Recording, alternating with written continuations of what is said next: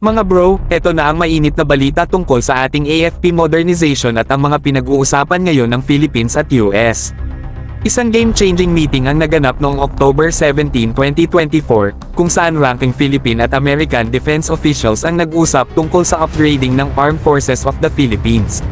Napaka-importante ng usapang ito dahil parte ito ng ating strategic efforts para i-level up ang kakayahan ng AFP, lalo na sa harap ng mga regional security threats.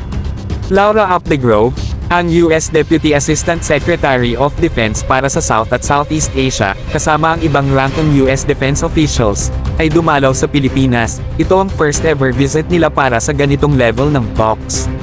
Kung ganito kalalim na ang mga discussions mga bro, talagang seryoso ang US sa kanilang commitment na tulungan tayong palakasin ang ating defense posture. Hindi lang basta-basta usapan ito dahil may posibilidad na matapos na rin ang General Security of Military Information Agreement (GSOMIA) by the end of the year.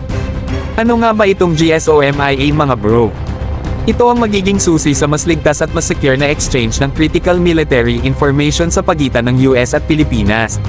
Sa madaling salita, mas magiging collaborative ang dalawang bansa pagdating sa security operations.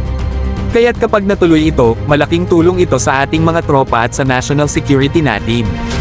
Ngayon, sa usapang upgrade, siguradong makikinabang ang iba't ibang sangay ng AFP, mula sa Philippine Army, Navy, at Air Force. Alam niyo naman mga bro, mahalaga ang timing pagdating sa pag-modernize ng military, lalo na't patuloy ang mga pagbabante sa ating mga teritoryo. Kaya talagang magandang balita itong expanded defense cooperation natin sa US.